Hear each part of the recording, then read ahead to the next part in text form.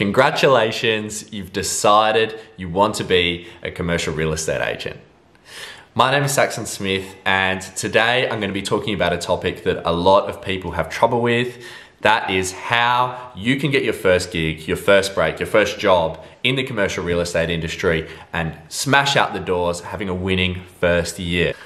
So the reason I say congratulations is that you've made the commitment to do that. I think it's an amazing industry. The rewards are huge for those who persevere, who push hard. Obviously, it's difficult. You're gonna have your ups, you're gonna have your downs, but if you can persevere with it, if you can always be learning, if you can always be growing, you're gonna do really, really well. And I'm so excited for your success. So number one, my first tip is to make a plan, make a list of all of the companies that you would like to work for as a commercial real estate agent. Now, I'm not sure how much study you've done into this, but it's very important to realize off the bat that some of these companies, if you're looking at multinationals like CBRE, Colliers, Savills, if you're looking at the local firms that are in your country or your state, they have very different ways of doing things. And the main differentiation here is that the major companies tend to prefer if you specialize in a specific asset type, okay? What I mean by that is that you're gonna be going in there, if you get a job, you're gonna be focused on retail sales. You might be focused on industrial leasing. You might be focused on office leasing in the city. You might be focused on selling leased investments, that is properties that have a tenant leased to it for a longer period of time. These companies like to define their agents in a specific role, have you focus on a very specific asset, and then just do that asset.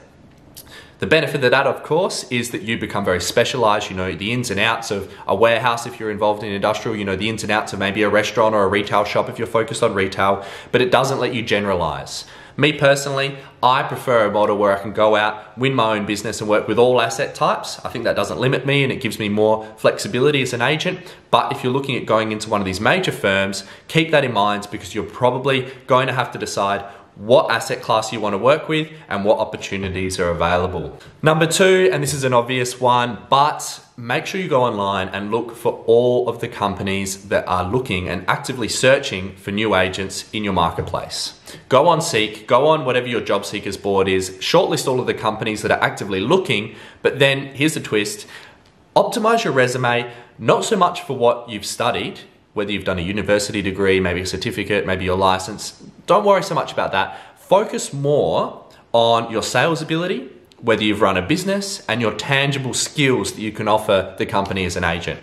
A lot of these firms get hundreds of resumes every single year saying, you know, all these agents, aspiring agents coming into them saying, hey, they've got really good GPAs, they've scored really good results at university, they've got all of these degrees, they've got an MBA, but I've spoken to a lot of these managing directors and people in power in charge of hiring new applicants, and what they'd say really matters is the tangible ability to generate sales and to be a good agent.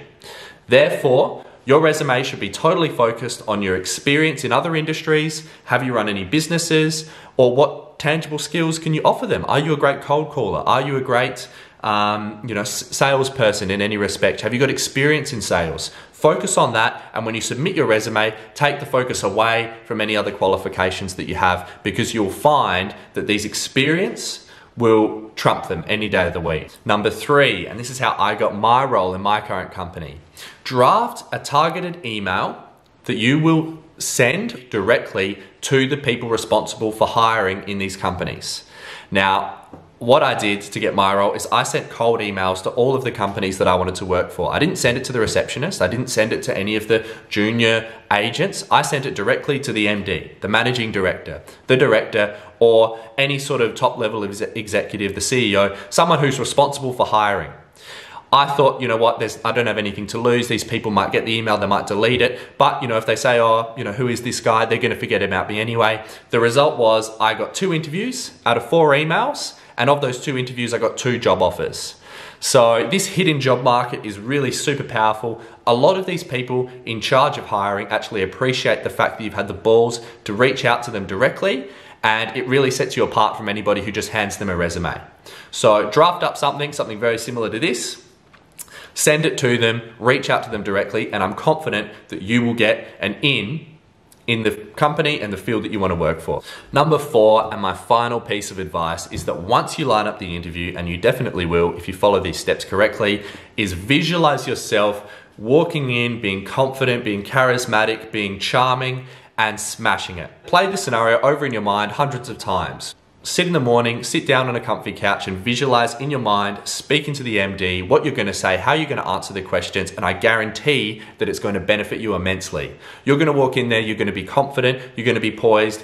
They don't expect you to know a lot about the industry, but they wanna see, can you go out there, can you win deals, can you back yourself, and you're gonna do that. And because you're gonna do that, you're gonna get the role. So these are the strategies that I implemented to get my role in commercial real estate. I wish you every bit of luck for when you're applying for your job or for when you're going out there and putting yourself out there in the world. You're gonna do extremely well, and I'm so excited for you.